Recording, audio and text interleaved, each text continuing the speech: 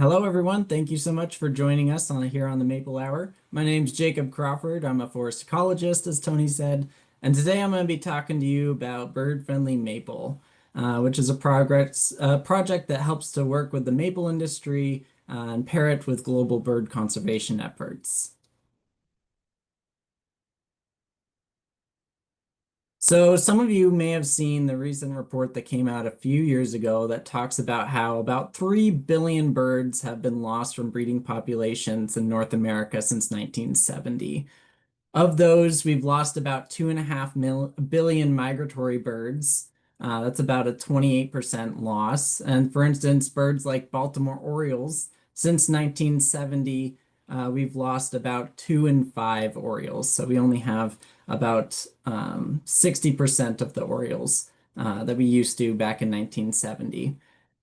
Another report by Audubon highlighted that there's 389 species on the brink of extinction or being threatened.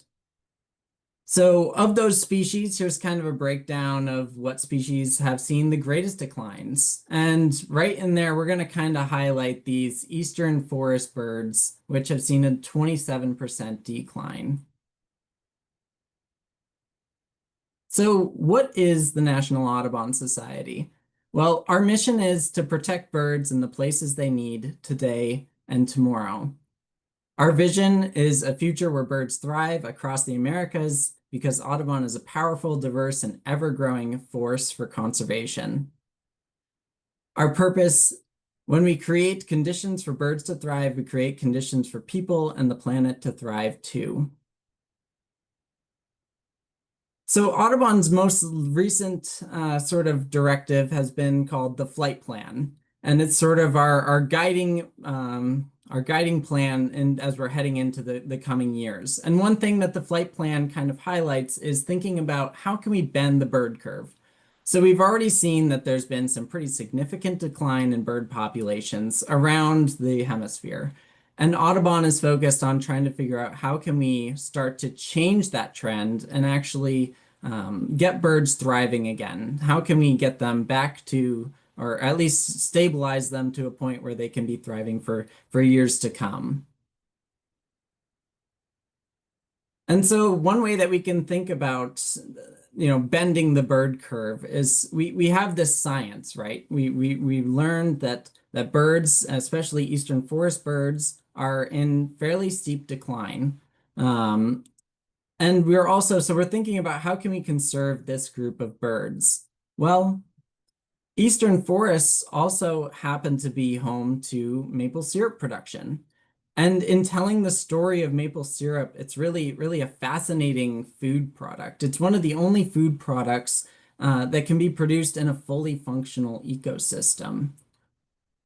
And so how can we help maple syrup producers tell this story of maple syrup as being a product that can be produced coinciding with habitat that is supporting a large diversity of forest breeding birds? How can we help the birds that need these habitats? And how can we, help to spread this story? And that's really where the Bird Friendly Maple program came about. So this is an example of a sticker that maple syrup producers enrolled and recognized in the program can put on their products to signify the efforts that they're taking to manage their forests with intention, to be able to support the birds that rely on those habitats. And we'll get into more what that looks like later on in the presentation too. And so the Bird Friendly Maple Program, it's an approach, a working lands approach to conservation. So maple syrup production is considered, the forests that are being used for maple syrup production are considered working lands. And Audubon has kind of a sister program to Bird Friendly Maple called conservation ranching, which works with ranchers to help them manage their ranches in a way that promotes grassland birds. The Bird Friendly Maple program is focused more on those sort of broadleafed or mixed forest bird species and supporting their conservation. And so by working with these working lands, we can not only start to bend the bird curve back and improve forest habitats for birds, but also help the people that rely on these forests for their business, for maple syrup producers. And I think it's important to note that about 68% of forest lands in Wisconsin are privately owned. And so when you have private land ownership, it can be a little more difficult to try to target conservation on private lands.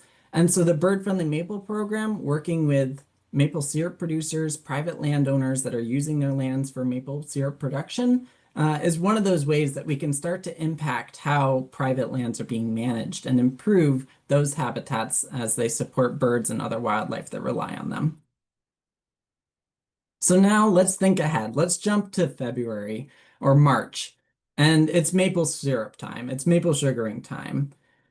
As the winter days begin to grow long, the snow begins to melt, and you start getting those cycles of the warm days above freezing and the cold nights below freezing. And this is when the trees start to awaken. This is when their sap starts to go up and down the trunks, and we can actually start to tap into that resource. Excuse my pun. So we go around, and the maple syrup producers will be tapping these trees, hanging buckets, and there's nothing better than the sweet sound of tap ting, ting, ting of sap tinging into a metal bucket on a nice warm, 45-degree March day. That sap is then brought into a sugar house where it's boiled in an evaporator for a fairly long time, and then it's turned and condensed down to this thick syrup that we all have learned to love. It's just so delicious. But these forests that were bustling with human activity in the winter time, as the seasons start to turn, will soon be bustling with bird activity. So Wisconsin sits right at the crux of the Mississippi Flyway, and the Mississippi Flyway is one of the largest flyways in North America. It hosts about 60% of North American bird species, and it hosts a very large abundance of migrating songbirds, many of which rely on the forests that are present here for habitat.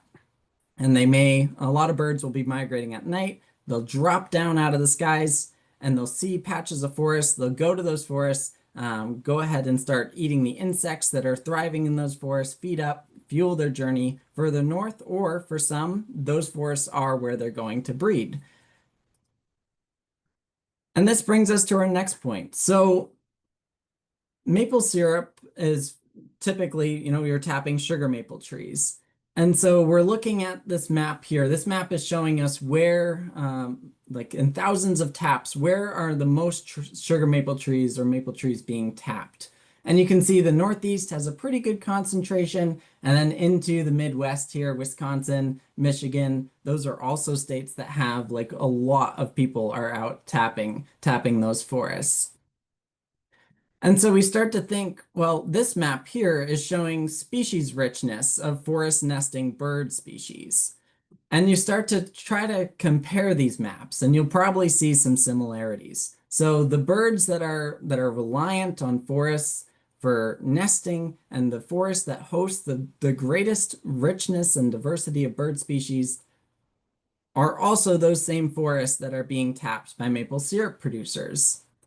And this is really kind of the reason why the Bird Friendly Maple Program is just another approach to improving habitat for these birds that rely on these forests so heavily. And so the Bird Friendly Maple Program really kind of has three different approaches. The first approach is first and foremost educating maple syrup producers and consumers on the importance of healthy forests to birds and how they can be partners in conservation efforts. And so this education happens through a few ways. One, Audubon staff such as myself will go out and talk to the producers. We'll meet them, and we'll get into the process of being enrolled in the Bird Friendly Maple Program later on. But essentially, we'll be talking to them about the program, explaining how their forest could be better suited for birds, how you could improve upon the bird species that are already using their forests, increase the diversity of birds and other wildlife that may be found there. We also provide technical assistance. Oh, and I think I should mention just on the educate part, The Bird Friendly Maple Project, the program, is also a really great way to engage consumers in the aspect that their food, what they're consuming at their dinner tables in their kitchens, could be coming from habitats that are supporting um, ecosystems, that are supporting birds. And I think that for some folks, that is something that really resonates with them. And the hope is that when they learn that their maple syrup was coming from a forest that had even more intention behind it to promote bird habitat than just leaving forests, as most sugar makers do, that could be something that's really beneficial for them. And they got start to think about that, and it can raise greater interest and connection with the land and the products that they're consuming. As far as, there's this interconnectedness there. It's not just something you put on your pancakes. It's also a product that can be supporting ecosystems and the health of the world and bird populations at large, along with many other wildlife. We also will be providing technical assistance to maple syrup producers to help them manage their sugar bushes with birds in mind. And we'll get into, there's a habitat management plan that's written for the producers to help them strategically and intentionally manage their forest to improve on habitat conditions. And then finally, we'll recognize the maple syrup producers for their efforts. So I think it's important to kind of differentiate the bird-friendly maple program from maybe organic certification. So at this point, the bird-friendly maple program is a recognition program. And that's essentially where if people are taking steps towards improving habitat, Audubon will recognize them as bird-friendly producers. It's a little bit different than a certification process, but there are some thoughts that maybe one day we may bring it to certification, but for right now, it's a recognition program, which is still very valuable and helps to sort of highlight those producers that are making these extra actions. And through it's through the approach of market-based conservation, which is essentially the hope is that producers would sort of see some sort of economic advantage to being these intentional management decisions that they're making as far as the marketability of their products. As of right now, we don't have any data necessarily that shows that there's a higher market demand for or a higher price tag that can go along with bird-friendly products. But we have a team, which I'll get into a little later again, at Virginia Tech that's currently doing some research behind consumer motivations and trying to see how we can further kind of bolster that market approach. So I want us all to just kind of take a look at this picture. What we have in front of us here is a sugar bush. A sugar bush is a collection of maple trees that has been tapped for maple syrup production. And so I want us to just take a moment and kind of look at this picture. What do we notice about this forest? I don't know if you want to just pop it in the chat. Like, what are some observations that folks are making about this forest, this picture that we have in front of us? Think about it kind of from a bird habitat standpoint.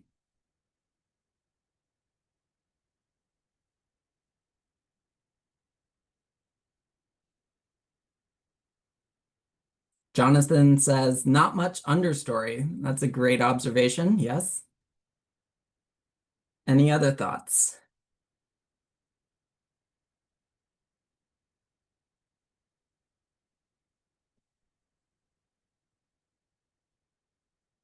Only a couple species pictured, says Angela. Yes, these are great observations. This is perfect. Now let's go ahead and take a look at this picture. This is, again, a forest that's being tapped. It's an active sugar bush. What are some things that we may notice about this forest? I see Curtis also said on the last picture, hey, scented fern excluding succession. That is a great observation.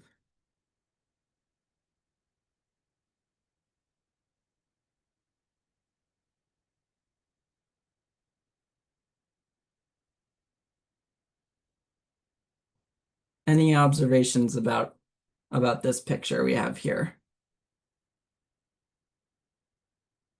Wide variety of ages, says Scott. More biodiversity, says Karen. A variety of native plants. Yes, these are again great observations. So in contrasting those two photos, this picture seems, I think people are picking up on it, it's a little more diverse. And that diversity is what we call structural diversity, also age class diversity, species diversity. There's a lot of different ways that we can kind of quantify diversity within a sugar bush. When we're thinking about like the overstory species, those species that are kind of occupying the canopy, we're really going to be kind of looking for, species diversity. Is it all just sugar maple, or are there other species there as well? And that sort of species diversity can benefit birds such as the scarlet tanager. They like sugar maple, but there's some other species, especially oaks, that the scarlet tanager is very kind of keyed in on.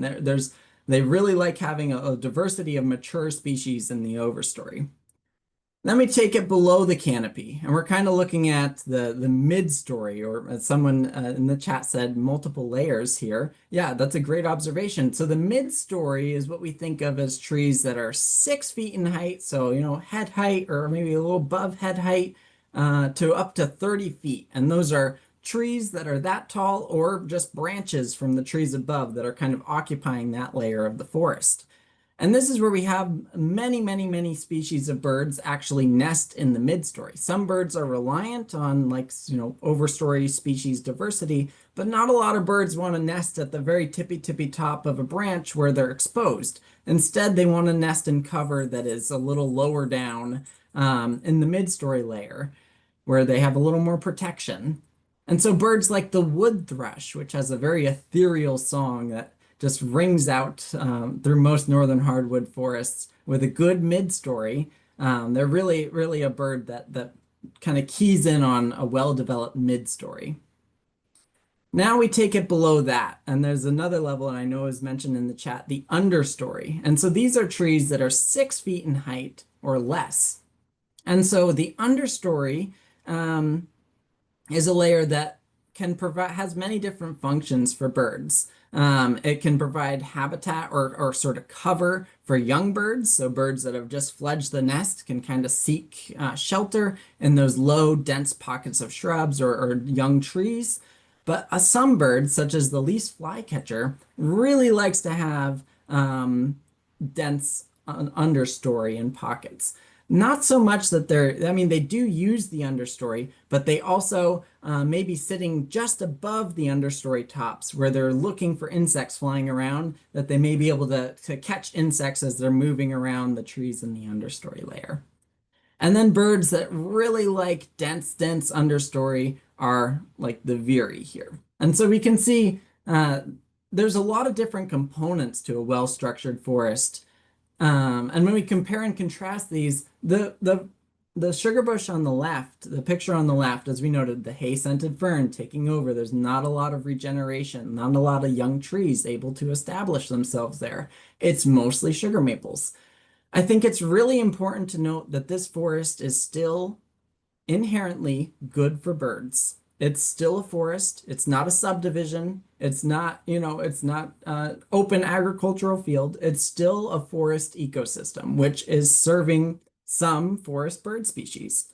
But when we take it to the photo on the right, this is where we start to enhance the number of bird species that can use and utilize this habitat for nesting and feeding. And we'll get into some of those benefits a little later on, but it's just kind of thinking about, all sugar bushes are inherently good for birds, but through intentional management, through promoting structures like this, they can be made even better. And this brings us to the program guidelines. So what are we looking for producers to be managing for to be recognized by the Bird Friendly Maple Program? Well, one of them is, people pointed out, the lack of diversity in the first photo, more than maple. So we're looking for a forest that has, sugar maple dominated is okay. I mean, it's a sugar bush. It's meant to be producing sap. But we're really looking for that little bit of diversity mixed in. And so sugar maple should not account for more than 75% of the overall basal area of a forest. And for some of you, basal area may be a new term. It's essentially, the basal area is essentially if you were to take a blade and like take a cross section of all the trees at 4.5 feet off the ground, and then you look down at the trunk, you're going to have a circle. And you're going to just take the area of the circle of how much wood that circle of trunk is, and then add it up across an acre or so. And so that's going to be your basal area per acre. Is if you took all the tree trunks at the same height across the area, added it up, how much of that basal area of wood would be consistent of sugar maple? And we're looking for it to be 75% or less. So in other words, 25% or more of the basal area is occupied by other tree species. Tree species such as, on this photo on the left, we have yellow birch, eastern hemlock, looks like an ironwood in there too. And when we start to work in these different tree species, it's not just different tree species. Having different tree species is excellent, and there's a couple of reasons why, and I'll get into that in a little bit. But these different tree species are also hosting different insect communities. And when you have different insect communities work that are hosted by these different trees, well, some birds can be pretty specialized to hunt different types of insects. And sometimes sugar maple, the insects that feed on sugar maples, they're not necessarily their favorite. But you have yellow birch is a huge host of a lot of different insect species. If you bring in oaks, you get a whole nother cohort of insects. And you can start to really see with more insect diversity, more insect abundance in the forest, that's more food for birds. And birds are coming here to breed because there's such an abundance of food for them to eat. So when we work in that diversity, it's also helping, the birds are keying in on the food. The structure of a forest, which we'll get into a little bit more, is kind of slightly less species dependent, but more the insect communities impacted by the species, the different tree species, to helps to bring in more bird species. In the photo on the right, we have some spruces mixed in as well. And so these are both examples of how we have conifer inclusions in the forest. And conifers are something that are found, there are some ecoregions that are areas that may have sugar bushes that you're not likely to find conifers, but some of them, such as most of them in northern Wisconsin, are, if you have conifers added to them, you can expect to find birds such as Blackburnian warbler, which is that top bird, that beauty. They're so stunning. The males are absolutely striking in that bright orange, and even the females too they're just such a stunning bird. And the bird on the bottom here is a black-throated green warbler. Again, in this picture even, it's on an eastern hemlock. So having those conifers included in the forest all of a sudden opens the door to have other bird species occupy that space as well. Blue-headed vireo is another bird species that doesn't necessarily like solid wall-to-wall deciduous, like leaf trees, like sugar maple. But if you bring in some conifers, then all of a sudden you're getting that species there as well. Again, scarlet tanager really likes oak trees, and on and on. So another reason that we kind of think about and to enhance a diversity of tree species is for various forest health concerns. So this picture here on the left is a canker, which is a pathogen that can kind of goes into the trunks of maple trees and can cause these deformations, which is not especially good for having vigorous trees. And so when we have nothing but sugar maple, canker could be more likely to spread.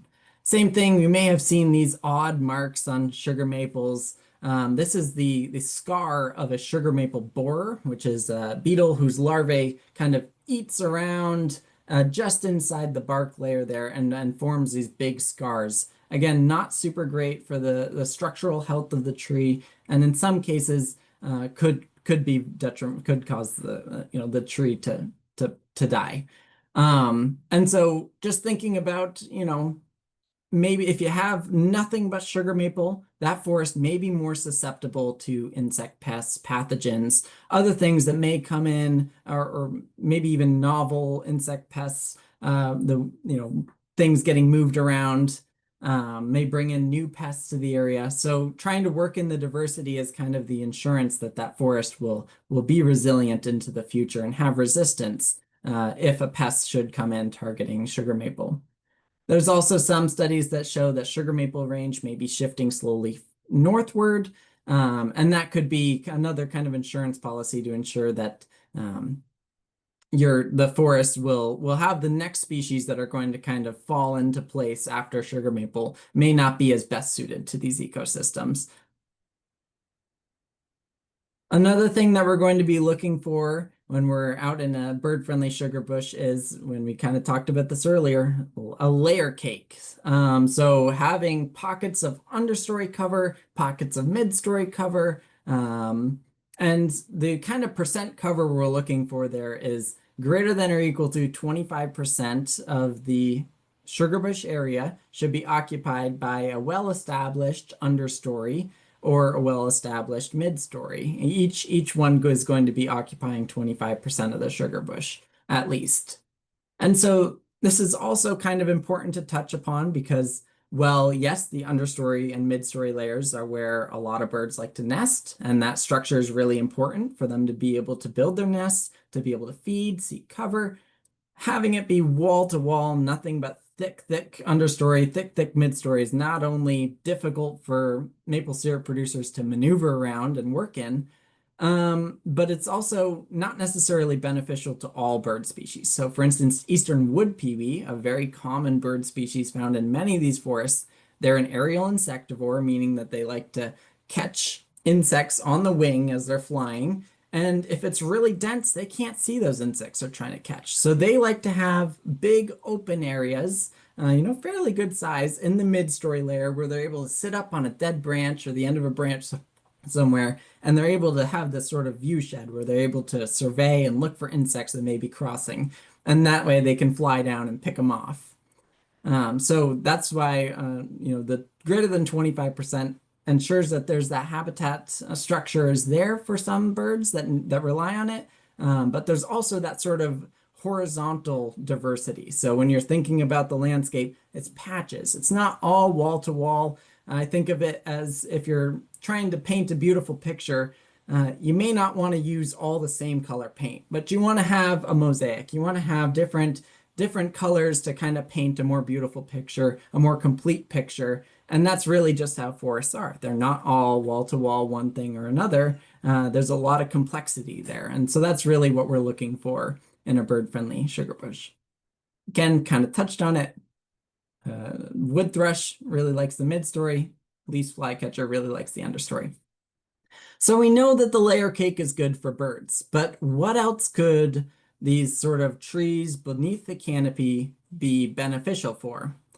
Well, when we think about this past year, if anyone was following the news, I know Michigan got hit with a really big ice storm. And so ice storms and other disturbances such as wind throw events or microbursts are kind of concerns as far as forest health. If a sugar bush happened to be hit by some of these disasters or disturbance events, then the thought is that these layers are going to be there as the next generation of trees. These are the sugar maples, whatever diversity of species you have in your understory and your midstory. If the canopy comes down, those species are considered advanced regeneration, meaning that they've been sitting there for who knows how many years. Sometimes you even have saplings that could be 100 years old that are just sitting there under the canopy. They're not really growing, they don't have enough sunlight, but they're just waiting for the canopy to come down. Either a couple trees fall down or you have a larger scale event to be able to grow and succeed to be the next trees in the in the canopy. And so those layers are really thinking about, how long, if an event like this, or say an insect pest came along or a disease or a pathogen, how long would it take for that forest to regenerate? If you don't have any trees, think about that first photo that we were looking at with the hay-scented fern just blanketing the understory. There's no trees there to take the canopy. And so that's a big concern when it comes to forest resilience. We want to make sure that not only are these sort of layers there for birds to use, but they're also the next generation of trees to take the canopy. So I just want you to be thinking about that. It's the Bird Friendly Maple program is focused on birds. Birds are kind of I think of like different species as like the cover birds or ambassadors for different aspects of the forest. But really, when it comes down to it, all of these aspects that we're looking for in the Bird Friendly Maple program they're multifaceted. They have many different benefits to forest health and resilience beyond just supporting the bird diversity that we're looking for. On to the next one. This one's kind of a threefer or a twofer, if you will. So with the Bird Friendly Maple program, dead wood is good wood. And so if you look on the picture on the left here, you'll see those kind of large cavities is what we'd call them, excavated into this sugar maple trunk. And so does anyone know what species may have excavated those cavities? If you do, go ahead and put it in the chat. I just want to see. Any guesses?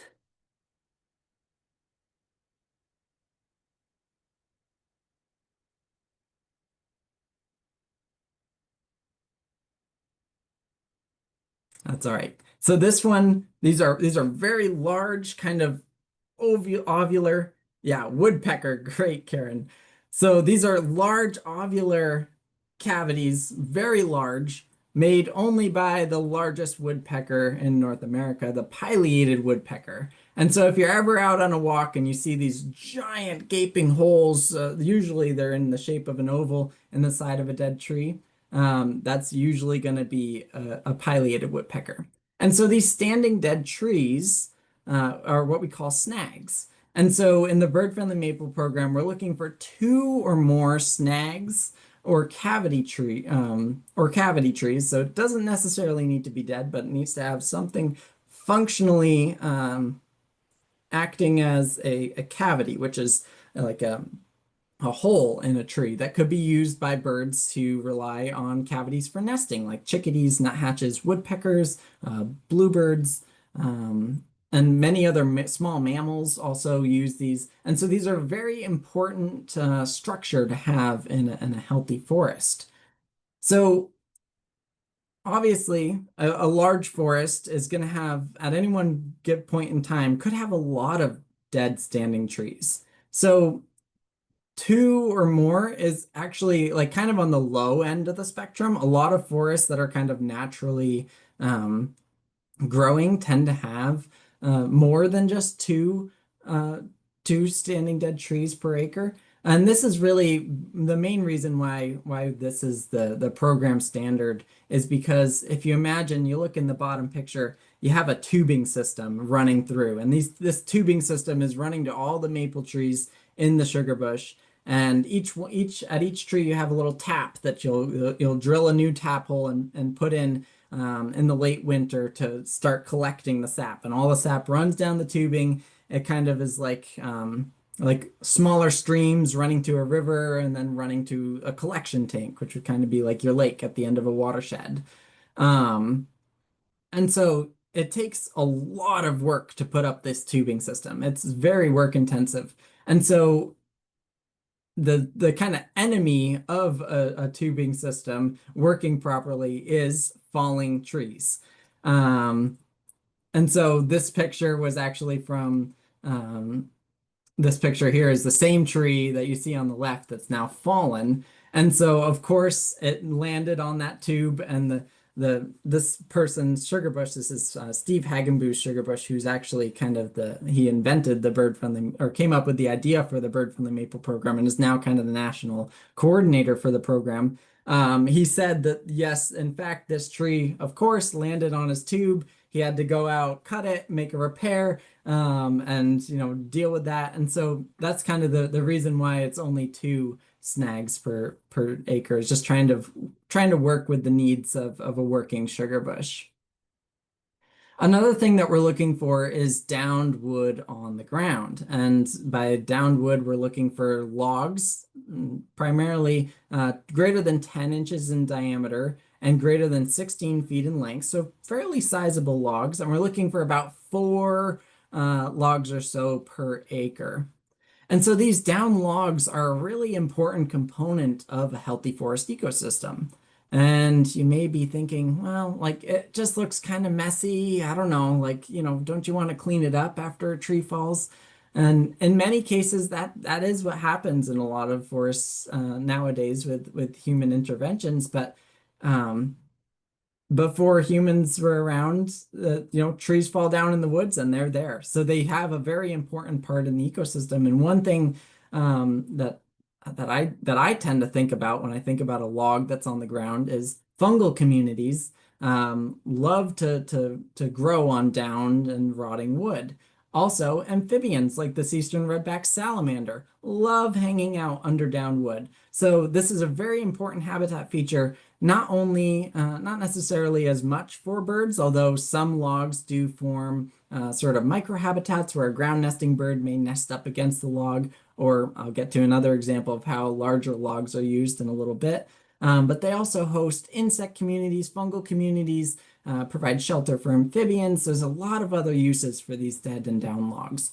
And I should also mention insect communities. Obviously, that woodpecker that we saw pounding away at that snag on the left there was going after probably carpenter ants or another insect that may have been eating or sort of living in that dead wood. So dead wood really serves a really important part of the ecosystem, not only as opportunities for nesting in a cavity or insects to eat when it's standing, but also fungal and amphibian communities when it's on the ground.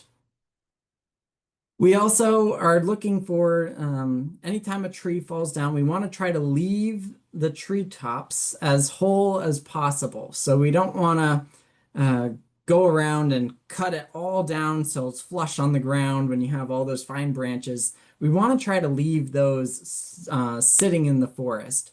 That's what we call fine woody material, and it not only provides sort of a structure for birds to hide in, but it also provides a barrier for deer browse, which is when deer come around and are looking for young trees in winter to nibble off all the buds of, and that makes it very difficult for that tree to continue growing. And so deer browse pressure is a big issue, especially in Wisconsin forests. It's pretty prevalent.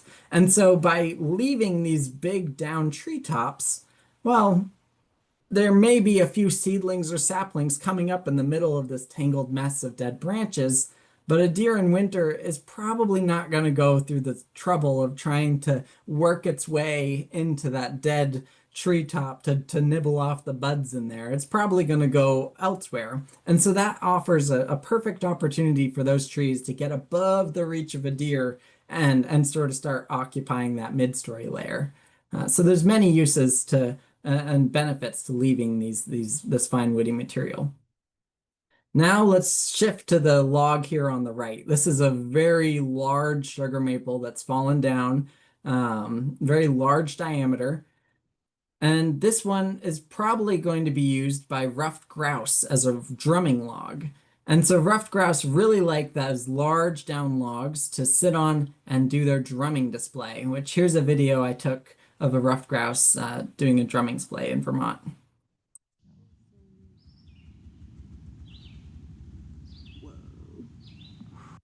Just another use of coarse woody material. Another thing that we're going to be looking for is addressing invasive species. So here we have pictured from left to right, barberry, common buckthorn, invasive honeysuckles. Invasive plants not only compete with native species and can typically aren't going to be desirable canopy species, so they're kind of competing with those desirable species in the canopy. We typically ask producers to address and remove any invasives that they find to the best of their ability. So another concern with invasive species is that their berries, many of them produce berries, and their berries are often prevalent, easy to find. Birds can find them pretty easily, but they're not offering the same nutritional value as many native plants would be offering as far as the berries' nutritional content. And some folks have even sort of hinted at the fact that buckthorn berries may have sort of a laxative effect on birds. So to help with the seed dispersal of their seeds that are within the berries. And so when birds are on migration, they're looking to fuel up, they go to these plants and they're not necessarily getting as much nutrients as they need to fuel their migrations. So another reason why we want to address invasives. So we've gone over the guidelines. That's what we're looking for in a bird-friendly sugar bush. I think hopefully by now you have a pretty good picture of, oh, okay, what would a bird-friendly sugar bush look like? You're thinking structure, you're thinking diversity, you're thinking complexity. And so when we're working with producers, my job would be to go out to the producer's property.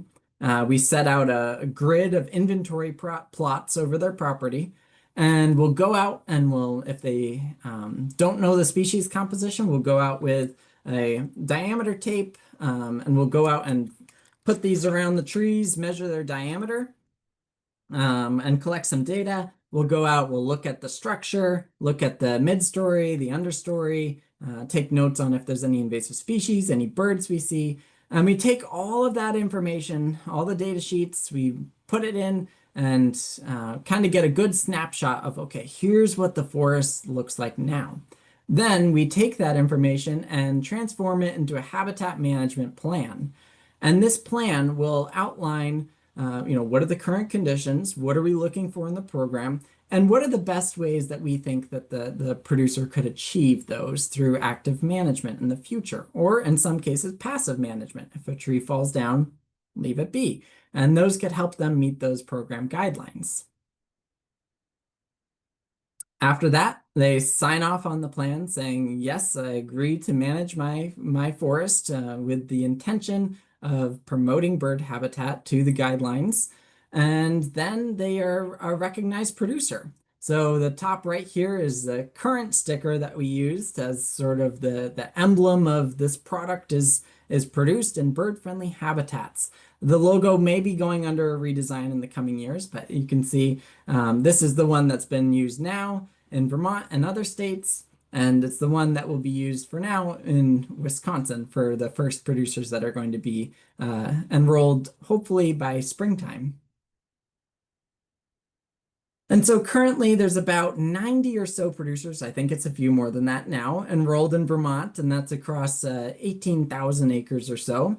There's also quite a few producers that are enrolled in New York, Connecticut, Maine, one or two in Massachusetts as well.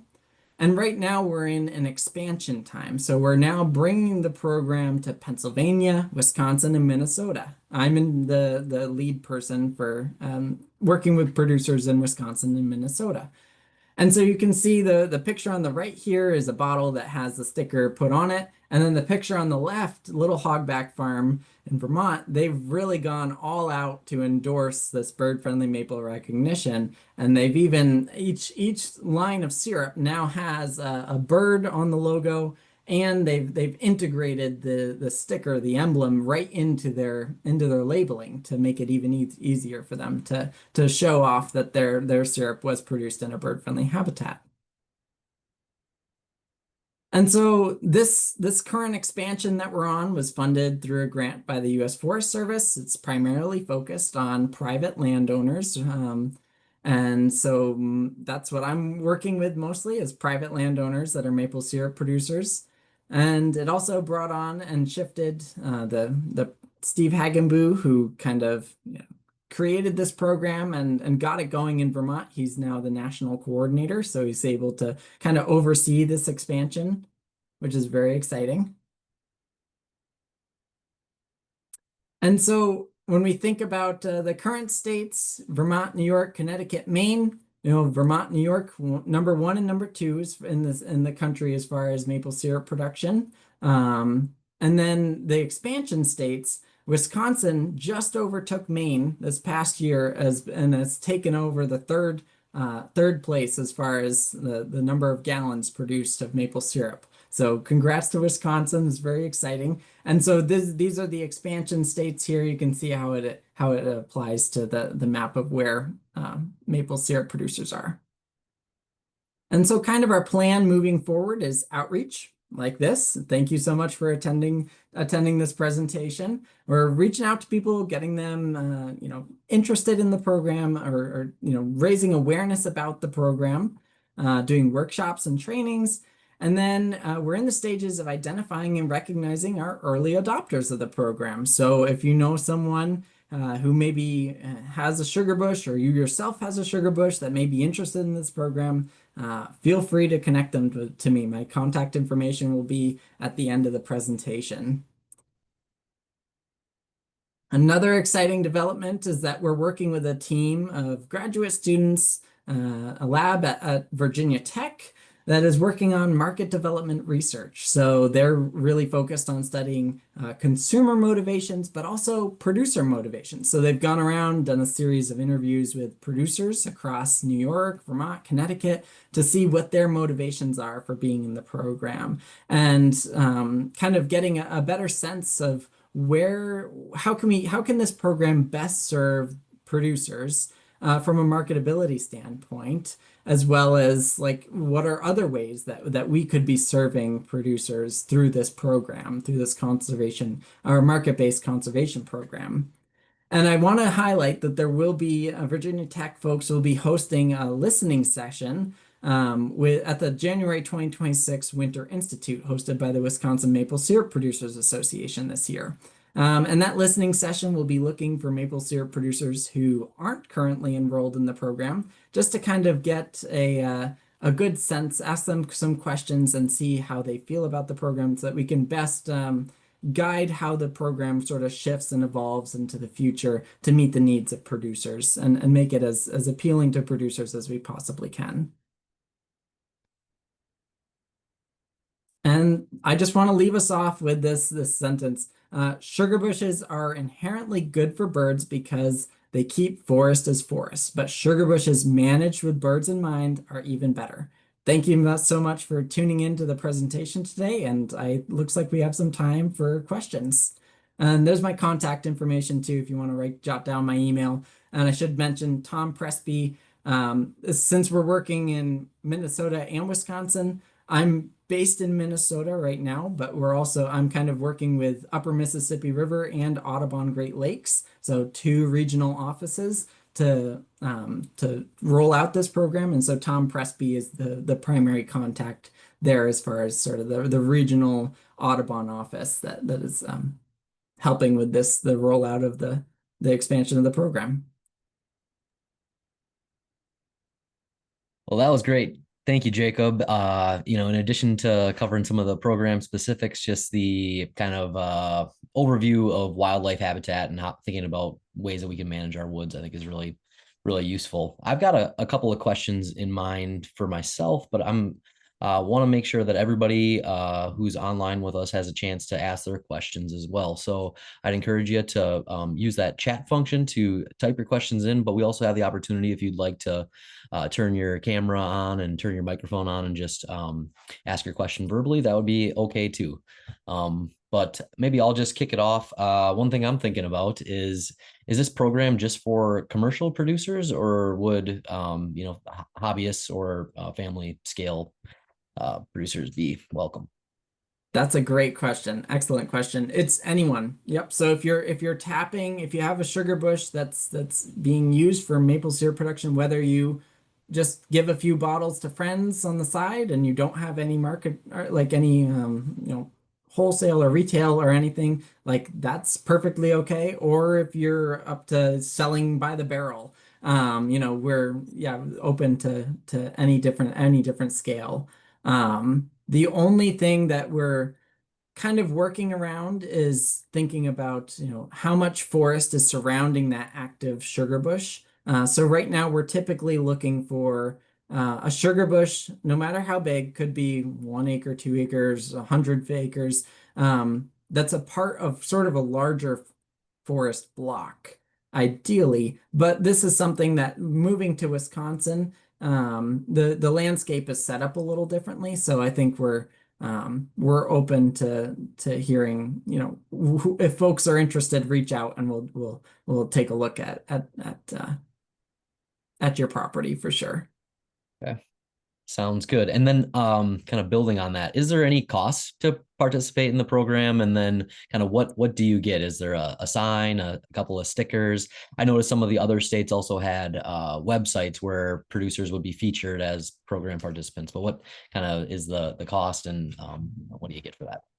Yeah, excellent question as well. So the cost is free. We don't have any cost to producers. We'll work with you, come out, do the assessment. Everything is free of charge. We will give you a sort of starter pack when you get recognized, which has, I think, 1,000 stickers, 500 stickers that you can put on products. And then you'll also get, and we're going through a branding change, so I'm not sure if we usually would give a tin sign that you could put on your sugar house. But that may be delayed if we start going through a branding change, just so that we can make sure that you have the correct logo on there, the most updated logo. And then usually table cards. So if you're going to a farmer's market or you just have an open sugar house or if you have your retail store, you can have little table cards to give out to folks just to kind of explain like, oh, what's this new sticker? I've never seen it before. Give consumers a little background on the program. Um, and then what was your other question again? Just some of the other states I noticed had directories. That Yes. was something. Yeah.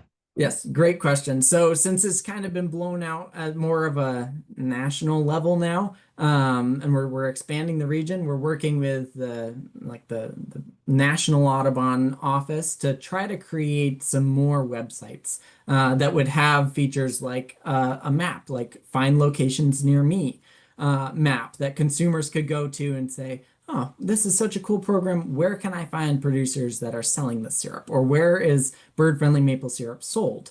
And so that is definitely something that we're working on, trying to get all the different states kind of have something different right now. We don't have one for Wisconsin or Minnesota yet, just because we're so new in the area. But trying to get that on more of a national scale is something that we're working towards. Great. Thank you.